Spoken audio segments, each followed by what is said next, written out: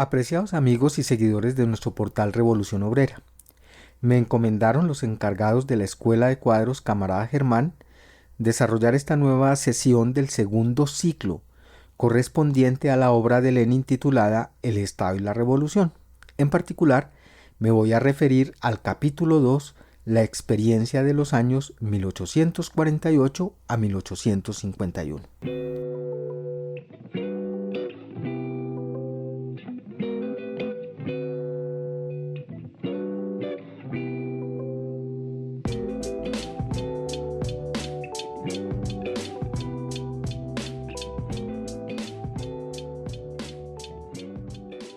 Pues bien, entrando en materia, no está de más insistir en que El Estado y la Revolución es uno de los libros más importantes que todo obrero consciente e intelectual revolucionario debe tener de cabecera, pues allí se plantea con toda claridad tanto el carácter clasista de esa máquina de dominación como la actitud que debe adoptar el proletariado frente a ella y qué hacer con esa vieja y putrefacta institución, con qué sustituirla.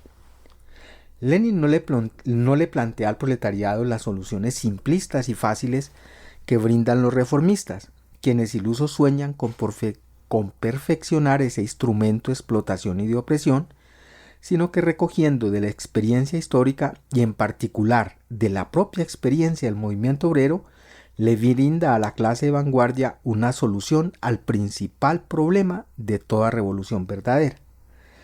Pero no quiero adelantar las conclusiones de un libro que todos debemos estudiar y reestudiar.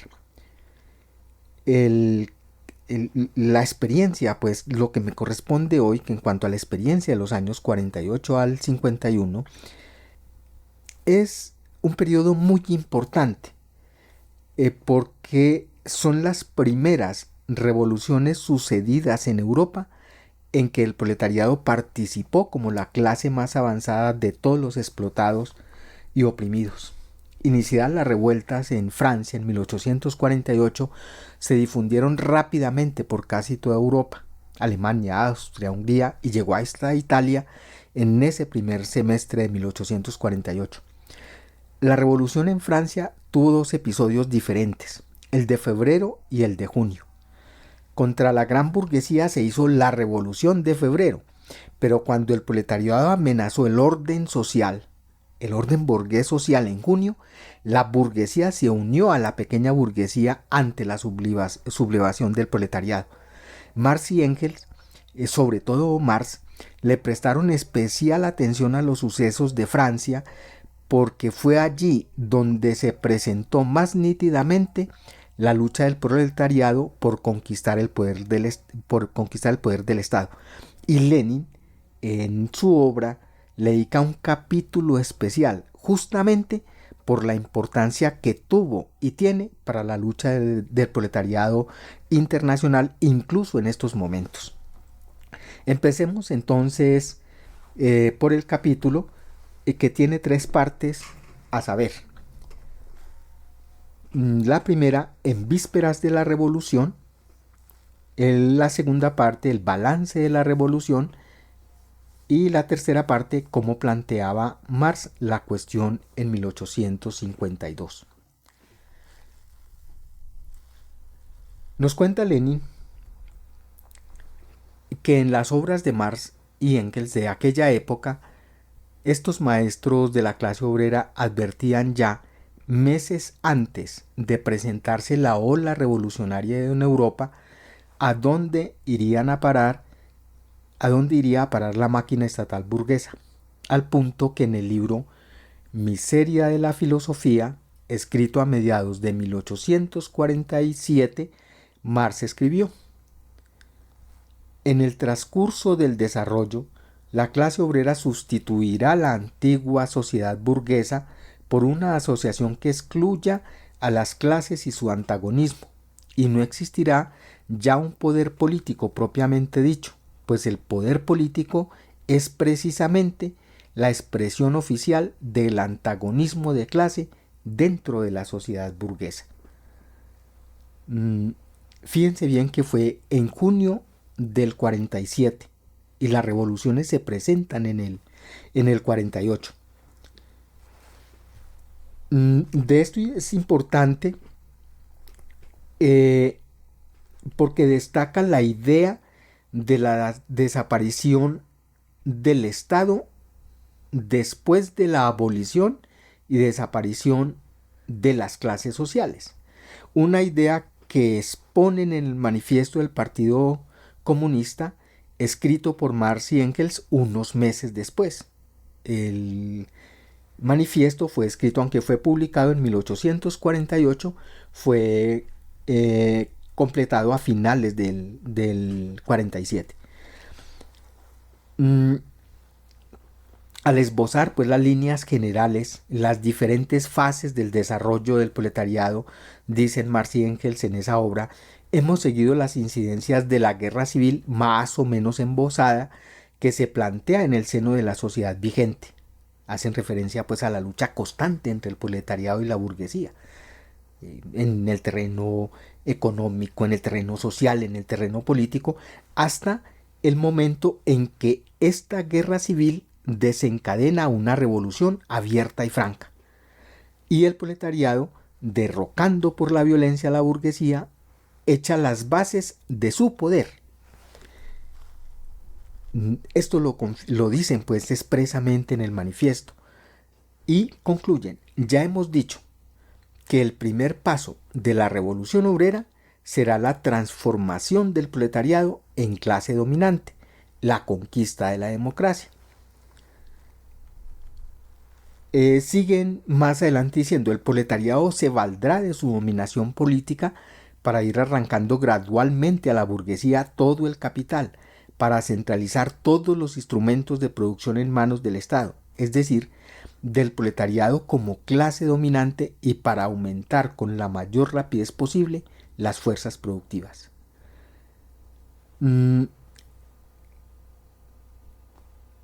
Lenin en esta parte formula una de las ideas más notables y más importantes del marxismo en cuanto a la cuestión del Estado. La idea de la dictadura del proletariado, como empezaron a llamarla Marx y Engels después, ya abiertamente después de la Comuna de París en 1871.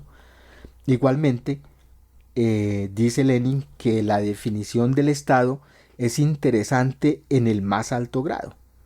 Y además dice palabras que han olvidado todos los falsos comunistas.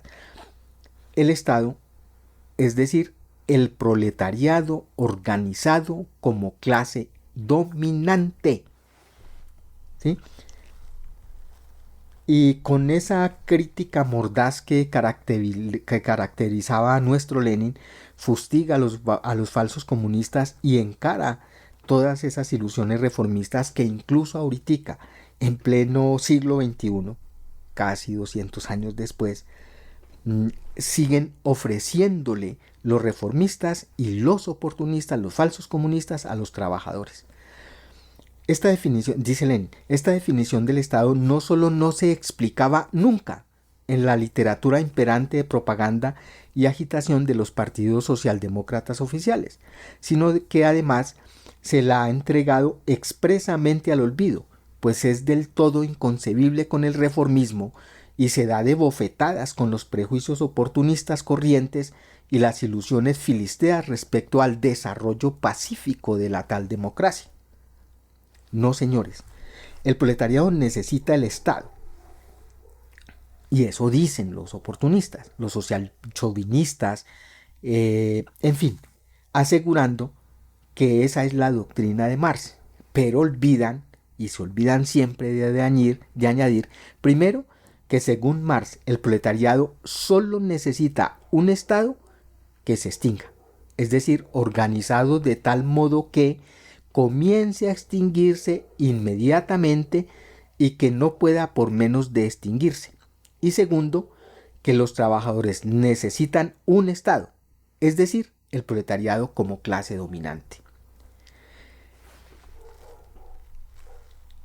Pero si el Estado es una organización especial de la fuerza, es una organización de la violencia, como vieron pues y analizamos pues en la primera en el primer capítulo de esta segunda sesión, para la represión de de una clase cualquiera, ¿qué clase es la que el proletariado tiene que reprimir? ¿Por qué necesita el Estado?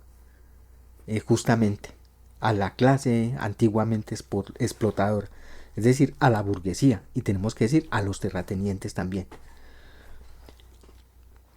Los trabajadores solo necesitan el Estado para aplastar la resistencia de los explotadores, y este aplastamiento solo puede llevarlo a la práctica el proletariado por su propia condición social, porque es la única clase consecuentemente revolucionaria hasta el final.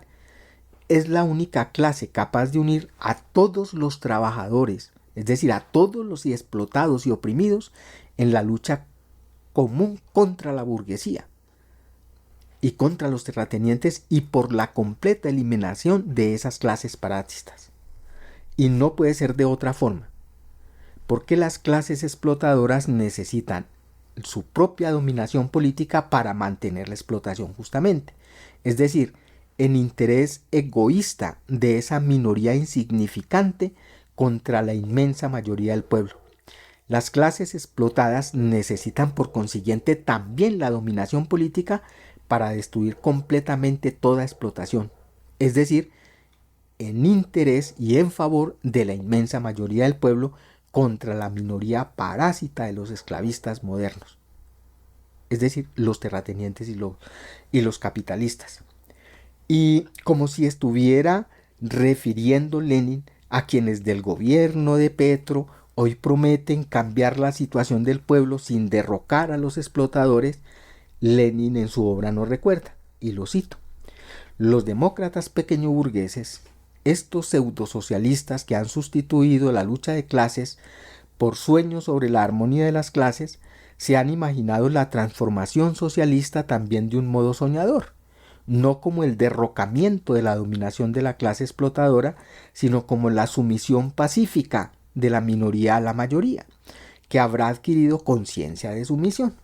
Esta utopía pequeñoburguesa, que va inseparablemente unida al reconocimiento de un Estado situado por encima de las clases, ha conducido en la práctica a la traición contra los intereses de las clases trabajadoras, es decir, contra el pueblo, como lo ha demostrado, por ejemplo, la historia de las revoluciones francesas de 1848 y 1871, y como lo ha demostrado la experiencia de la participación de los, entre comillas, socialistas, hoy llamados disque comunistas, en ministerios burgueses, en Inglaterra, en Francia, en Italia y en otros países a finales del siglo XIX y comienzos del siglo XX, y hoy podemos decir, y todavía en el siglo XXI. Esto indica que la lucha de Marx, Engels, Lenin, Stalin y Mao contra ese socialismo pequeño burgués sigue vigente, volviendo a renacer en Colombia y en casi todos los países en que los falsos partidos que se hacen llamar comunistas en muchas partes están cogobernando y sirviendo a los explotadores.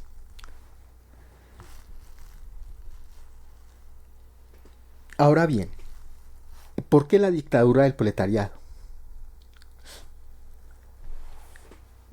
Es un hecho que mientras la burguesía desune y dispersa a los campesinos y a todas las capas pues de la pequeña burguesía, es decir, a los pequeños comerciantes, a los pequeños productores,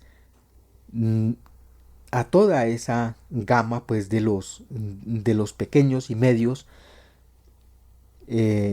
comerciantes y productores, cohesiona, une y organiza al proletariado. Y es un hecho porque de entrada lo tiene que concentrar para todas las labores que necesita. Incluso hoy, a pesar de que existe pues esa dispersión tan gigantesca que han separado lo que llaman pues las operaciones logísticas de la propia producción, es decir, el comercio, y de que existen los call centers y todo ese tipo de cosas, esa es una aparente dispersión de los proletarios, pero realmente todo eso funciona engranado en una sola cosa. Incluso los tienen que concentrar hasta en los call centers.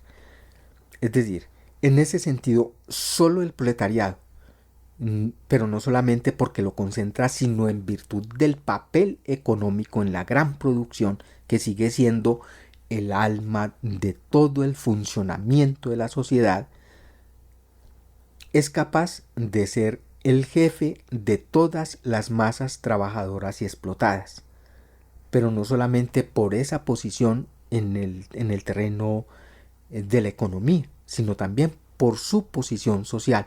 Es la única clase que no tiene absolutamente nada que perder.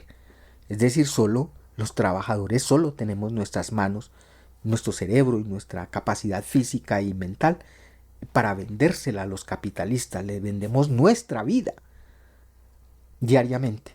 Las otras clases tienen, es decir, la pequeña burguesía tiene su pequeña propiedad. El proletariado es la única clase desposeída absolutamente de todo. Esa es una condición especial que tiene el proletariado.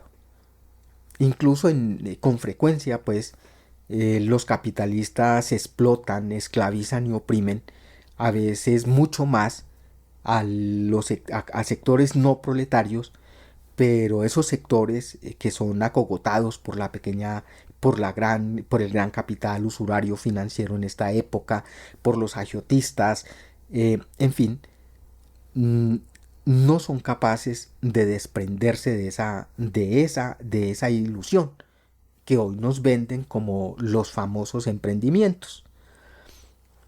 Entonces no son capaces de luchar por su propia liberación. Solo el proletariado despojado de todo puede liderar pues la lucha contra toda explotación.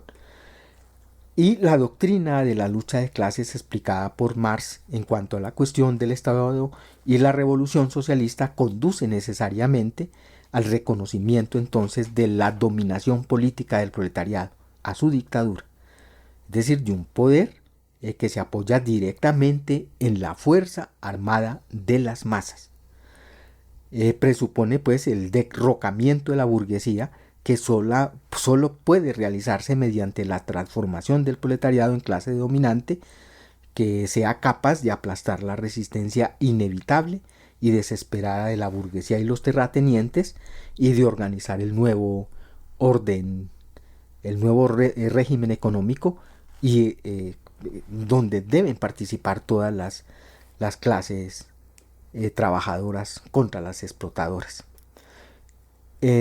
Entonces se necesita ese poder del Estado, esa organización centralizada de la fuerza, la organización de la violencia, dice Lenin, tanto para aplastar la resistencia de los explotadores como para dirigir a la enorme masa de la población, a los campesinos, a la pequeña burguesía, a los semiproletarios, en la obra de poner en marcha la economía socialista.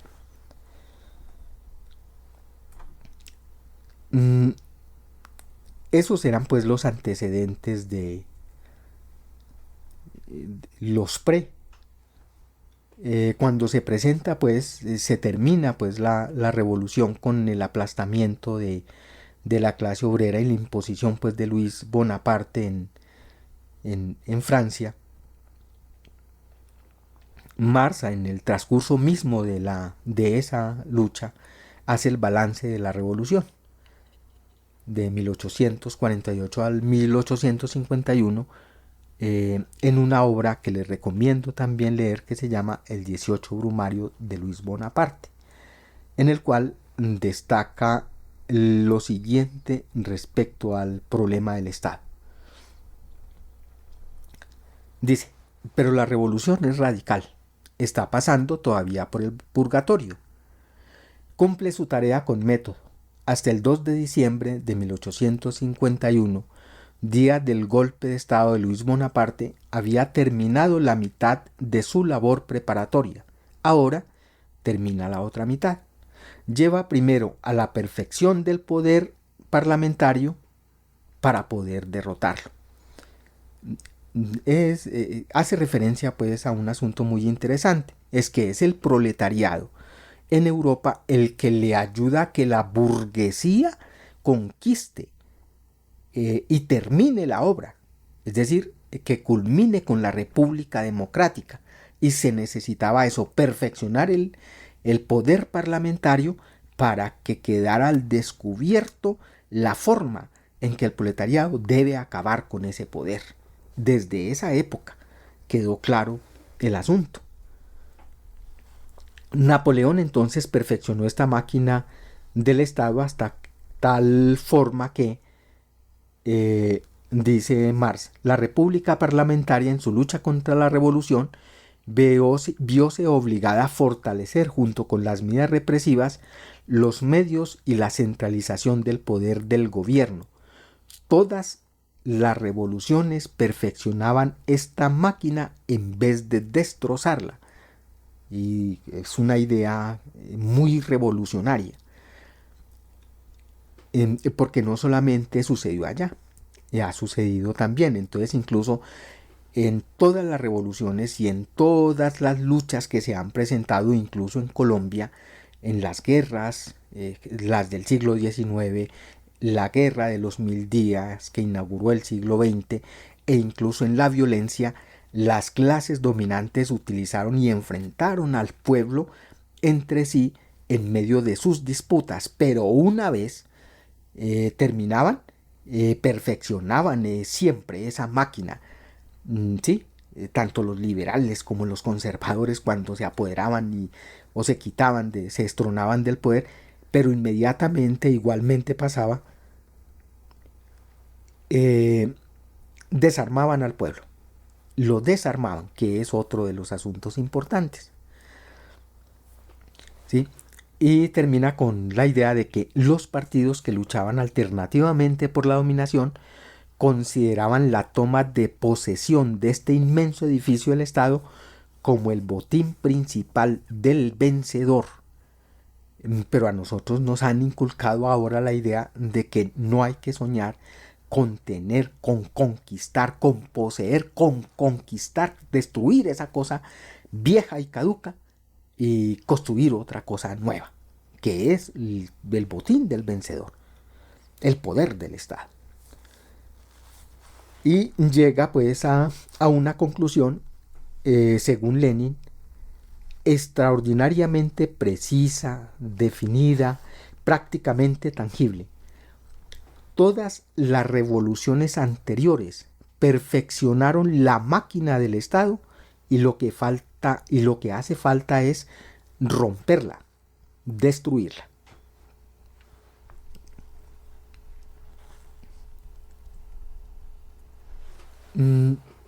No fue entonces la genialidad por allá de un Marx que se le alumbró el bombillo y de pronto dijo hay que hacer la dictadura del proletariado. No, no es una deducción lógica, no es una cosa de fantasías, sino del desarrollo real de los acontecimientos. Es la experiencia viva de los años del 48 al 51 lo que condujo a esta manera de plantear la cuestión. ¿Hasta qué punto, dice Marx, dice Lenin, se atiene más rigurosamente a la base objetiva de la experiencia histórica? Se ve teniendo en cuenta que en el 52, en 1852, Marx no plantea todavía el problema concreto de saber con qué se va a sustituir esta máquina del Estado que ha de ser destruida. Es decir, apenas dice hay que romperla, hay que destruir el viejo aparato de los explotadores. Pero la experiencia no suministraba todavía los materiales, dice Lenin, para esta cuestión, que la historia puso al orden del día más tarde, en 1871, en la Comuna de París. En 1852, dice Lenin, con la precisión del observador que investiga la historia natural, solo podía registrarse una cosa, que la revolución proletaria debía de abordar la tarea de concentrar todas las fuerzas de destrucción contra el poder estatal, la tarea de romper la vieja máquina del Estado.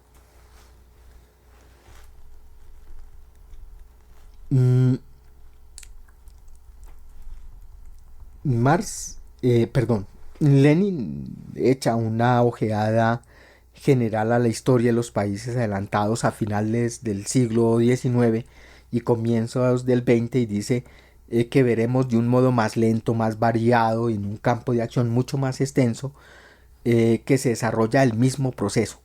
De una parte, la formación del poder parlamentario. Lo mismo en los países republicanos, para esa época Francia, Norteamérica, Suiza, que en los países monárquicos, en Inglaterra, Alemania, hasta cierto punto, pues en Alemania, en Italia, los países escandinavos, etc.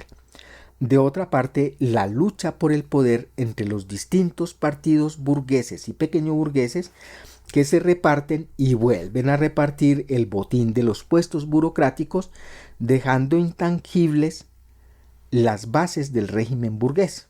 Y finalmente, el perfeccionamiento y fortalecimiento del poder ejecutivo de su aparato burocrático militar.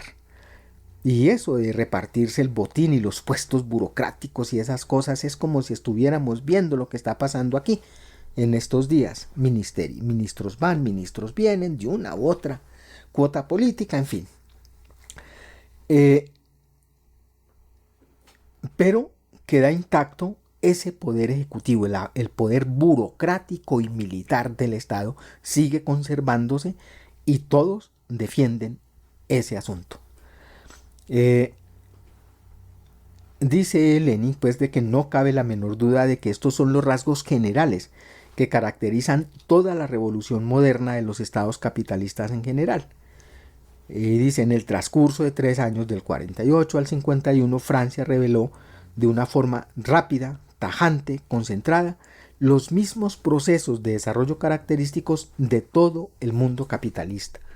Esa particularidad la ha tenido Francia, de llevar mucho más rápido, pues en la historia, en los acontecimientos. Sucedió con la Revolución Francesa y sucedió pues en el 48 al 51, que dejó establecido todo lo que podía dar la democracia burguesa. Y lo mismo en 1871 dejó claro lo que tiene que hacer el proletariado. Pero bueno, eso es capítulo aparte, lo de la Comuna de París.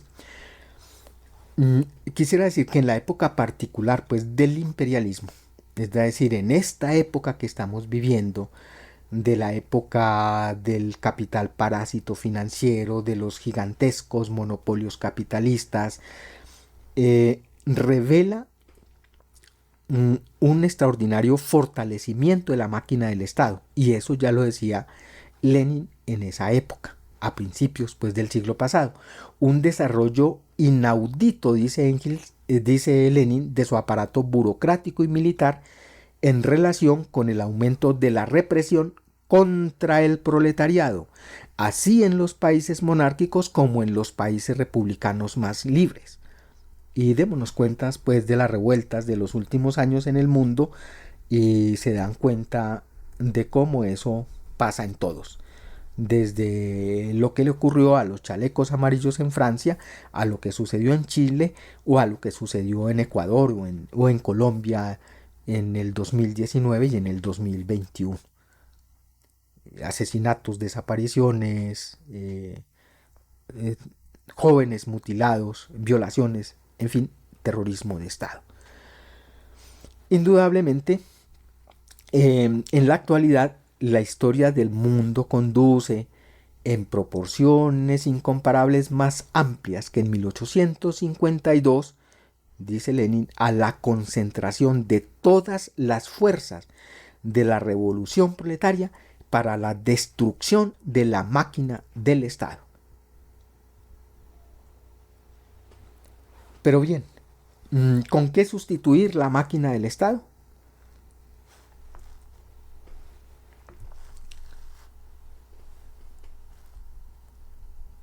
La experiencia de la comuna, decía yo, proporcionó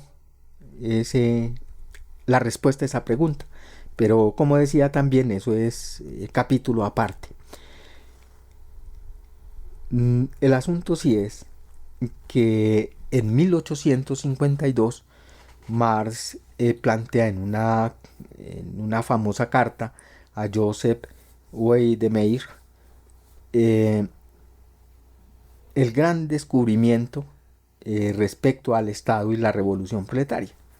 Dice Marx en la famosa carta del 5 de marzo del 52, textualmente: por lo que a mí se refiere, no me cabe ni el mérito de haber descubierto la existencia de las clases en la sociedad moderna, ni de haber descubierto la lucha entre ellas. Mucho antes que yo, algunos historiadores burgueses habían expuesto el desarrollo histórico de esta lucha de clases y algunos economistas burgueses la anatomía económica de las clases. Lo que yo aporté de nuevo fue demostrar, dice el viejo, primero, que la existencia de las clases solo va unida a determinadas fases históricas de desarrollo de la producción.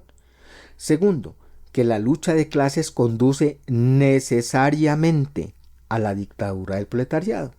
Tercero, que esta misma dictadura no es de por sí más que el tránsito hacia la abolición de todas las clases y hacia una sociedad sin clases.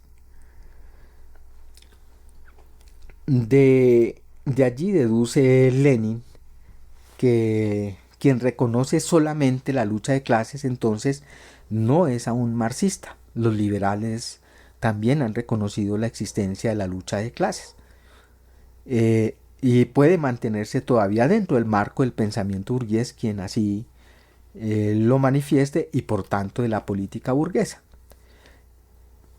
Que circunscribir el marxismo a la doctrina de la lucha de clases es limitar el marxismo, es bastardearlo, dice Lenin, reducirlo a algo que la burguesía puede aceptar. Por consiguiente, marxista solo es el que hace extensivo el reconocimiento de la lucha de clases al reconocimiento de la dictadura del proletariado. Y hoy tendríamos que decir el reconocimiento a la necesidad de continuar la revolución bajo la dictadura del proletariado. En esto es en lo que estriba la más profunda diferencia entre un marxista y un pequeño o gran burgués adocenado, dice Lenin. Ahí además dice, esta es la piedra de toque que es la que hay que contrastar, en la que hay que contrastar la comprensión y el reconocimiento real del marxismo.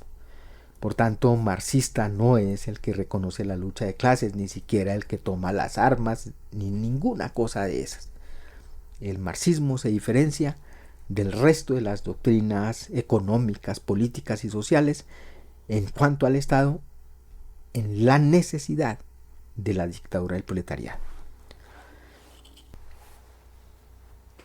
Por consiguiente, pues el oportunismo, dice Lenin, no extiende el reconocimiento de la lucha de clases a lo más fundamental, al periodo de transición del capitalismo al comunismo, al periodo de derrocamiento de la burguesía y de completa destrucción de ella. En realidad, este periodo es inevitablemente un periodo de lucha de clases, de un encarnizamiento sin precedentes en que ésta reviste formas agudas nunca vistas y por consiguiente el estado de este periodo debe ser inevitablemente un estado democrático de una manera nueva para los proletarios y los desposeídos en general y dictatorial de una manera nueva contra la burguesía. Además, dice Lenin, la esencia de la teoría de Marx sobre el Estado solo la ha asimilado quien haya comprendido que la dictadura de una clase es necesaria, no solo para toda la sociedad de clases en general, no solo para el proletariado después de derrocar a la burguesía, sino también para todo el periodo histórico que separa al capitalismo de la sociedad sin clases, al comunismo. Las formas de los estados burgueses son extraordinariamente diversas, pero su esencia es la misma. Todos esos estados son, bajo una forma o bajo otra, pero en último resultado necesariamente la dictadura de la burguesía. Por tanto, la transición del capitalismo al comunismo no puede naturalmente por menos de proporcionar una enorme abundancia y diversidad de formas políticas, pero la esencia de todas ellas será necesariamente una, la dictadura del proletariado. Cierra pues Lenin con esto su capítulo, y yo solamente tendría que decirles, compañeros, muchas gracias. No se pierdan el próximo capítulo, que corresponde precisamente a la experiencia de la Comuna de París en 1871 y que sentó las bases fundamentales de lo que es la dictadura del proletariado, o llamémosla de otra forma, la democracia de los obreros y los campesinos, y que olvidarnos de ese camino ha sido la causa de nuestras derrotas, tanto en Rusia como en China y en los países de la gloriosa época del campo socialista. Nuevamente, muchas gracias.